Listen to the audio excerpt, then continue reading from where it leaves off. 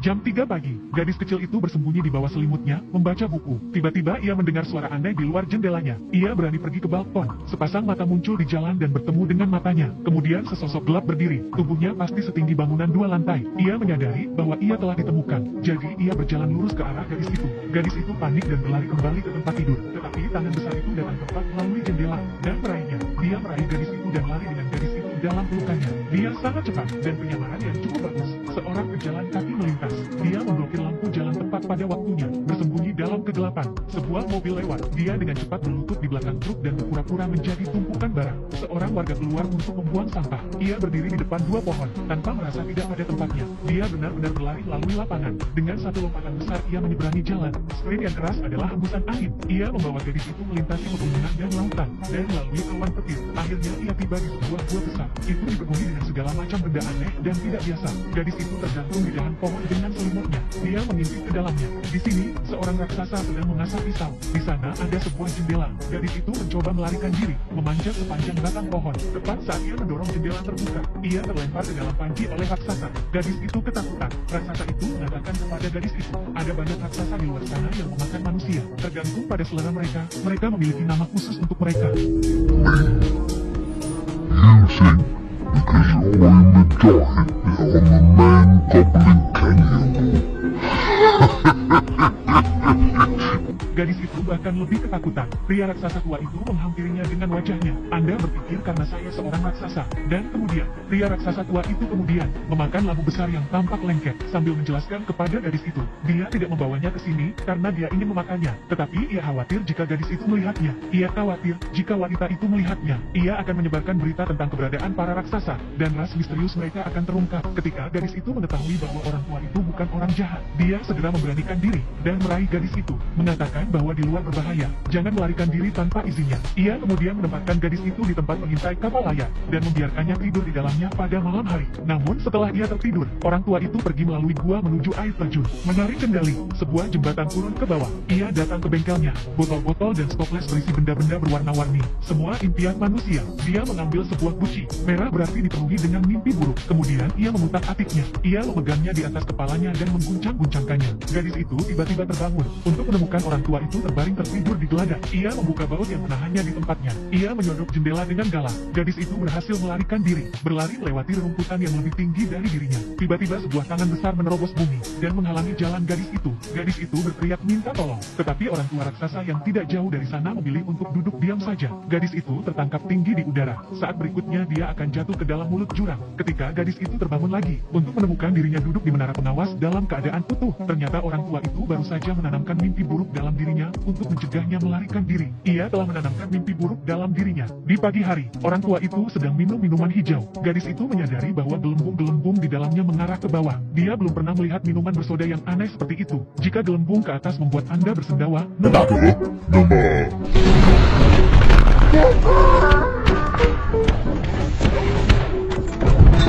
orang tua itu merasa senang, tetapi suara kentutnya menarik pengunjung yang tak terduga. Raksasa itu mencium bau manusia, mencari di mana-mana. Gadis itu memiliki kejeniusan yang luar biasa. Dia masuk ke dalam labu besar di atas meja.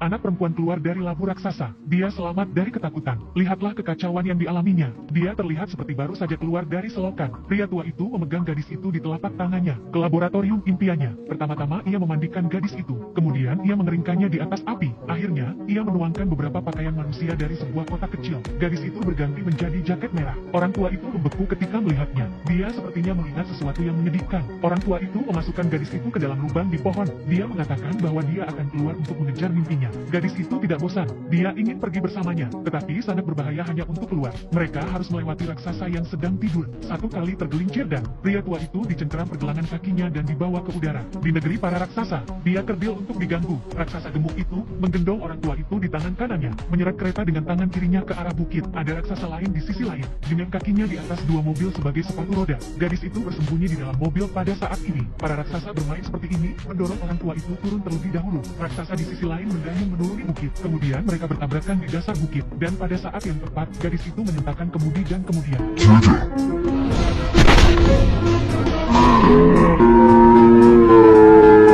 sulit untuk mengetahui mengetahui siapa yang harus merasa kasihan. Baru saja, langit penuh dengan awan, dan tak lama kemudian hujan turun dengan deras. Dan raksasa-raksasa ini takut akan air. Mereka semua bersembunyi. Orang tua itu mengambil kesempatan untuk memasukkan gadis itu ke dalam tasnya. Akhirnya mereka berangkat dalam perjalanan mereka. Mereka mengikuti garis puncak melalui awan. Mereka berjalan dari siang hingga malam. Akhirnya mereka berada di negeri impian fantasi. Orang tua itu lepas landas dengan cepat dan terjun ke sungai, langsung ke dunia lain. Gadis itu mengikuti langkah orang tua itu dan melompat ke sungai. Gravitasi berbalik seketika. Orang tua itu membalikkan gadis itu. Ia berkata dengan cara yang mendalam.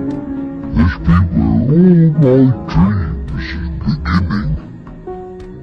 Di sini orang tua itu menemukan emas yang sangat langka. Bermimpi ia mengambil jaring mimpinya, tetapi ia tidak bisa menangkapnya. Sampai ia perlahan-lahan berhenti di depan gadis itu. Baru kemudian orang tua itu menangkapnya. Kemudian keduanya datang ke dunia manusia. Menangkap mimpi hanyalah langkah pertama. Sekarang, yang harus dilakukannya hanyalah meledakkan mereka. Anak babi itu memasukkan mimpi itu ke dalam pengeras suara, dan meniup ke dalam anak laki-laki yang sedang tidur. Mimpi biru memasuki otaknya dengan nafasnya. Anak laki-laki itu mengalami mimpi yang sangat memuaskan malam itu. Dalam perjalanan pulang, orang tua itu menyadari bahwa selimut nyaman gadis itu hilang, dan ini pasti akan tercium oleh para raksasa lainnya. Itu berarti bahwa para raksasa mengetahui keberadaan gadis itu. Untuk berada di sisi yang aman, orang tua itu mengirim gadis itu kembali ke panti asuhan di mana ia pernah tinggal. Ia mengatakan bahwa suatu ketika seorang anak kecil telah menjadi temannya, tetapi anak itu dimakan oleh para raksasa. Orang tua itu tidak ingin hal itu terjadi lagi. Gadis itu sedih. Ia tidak ingin kembali ke panti asuhan. Bahkan jika raksasa itu berbahaya, ia tidak takut gadis itu akan mati. Orang tua itu memiliki jantung yang lemah. Mereka kembali ke negeri para raksasa, mendiskusikan cara agar tetap tidak terdeteksi. Tapi saat itu, para raksasa mencium baunya dan menerobos masuk, mengobrak-abrik lemari mencari gadis itu, menghancurkan semua mimpi yang telah diburu orang tua itu selama bertahun-tahun.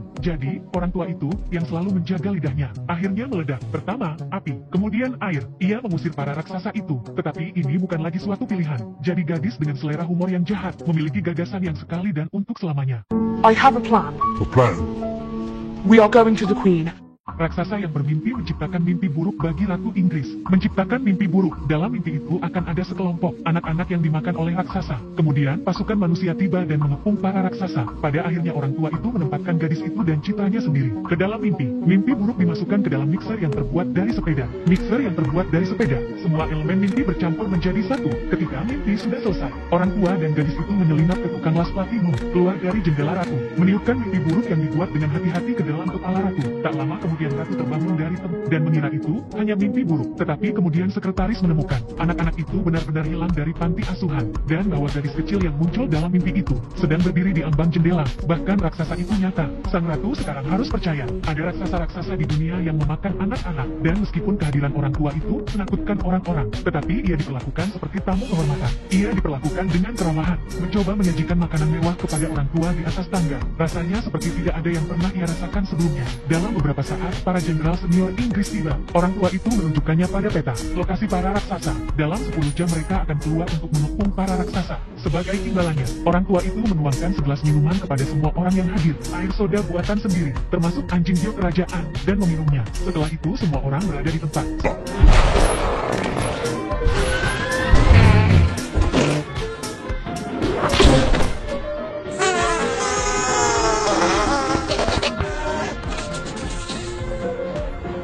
To giant country. Sang ratu mengirim angkatan udaranya, dipimpin oleh orang tua itu. Mereka tiba di malam hari di negeri para raksasa. Sebelum aksi, orang tua itu telah memberikan mimpi buruk kepada para raksasa itu untuk menyadarkan mereka bahwa memakan orang itu salah. Tetapi ketika hal itu dilakukan, orang tua itu menyadari ia telah meninggalkan perangkat impiannya dengan tukang las platinum. Jadi tanpa mengucapkan sepatah kata pun, gadis itu dan melompat ke dalam raksasa dengan mimpi buruk dalam pelukannya. Tetapi secara tidak sengaja membangunkan raksasa. Gadis itu menghancurkan botol. Dia menghancurkan botol itu dan memberikan mimpi buruk bagi para raksasa lainnya. Ketika mereka terbangun, mereka semua menyesal telah memakan orang. Tetapi hanya bos para raksasa yang begitu bertekad untuk mengubah caranya. Saat ia mengepalkan tinjunya dan bersiap untuk memukul orang tua itu, helikopter muncul tepat pada waktunya untuk mengikat pergelangan tangan raksasa itu. Pasukan khusus diterjunkan ke bawah, dan dengan semangat yang sama seperti dalam pertempuran, satu persatu, para raksasa tertangkap dalam jaring. Mereka dijatuhkan di udara. Kemudian, angkatan udara menjatuhkan para raksasa di pulau terpencil. Pulau terpencil yang dikelilingi oleh laut, dan kemudian menjatuhkan sekumpulan labu raksasa dan biji-bijian. sehingga mereka bisa menumbuhkan tanah mereka sendiri. Setidaknya ada sesuatu untuk dimakan, dan hanya vegetarian.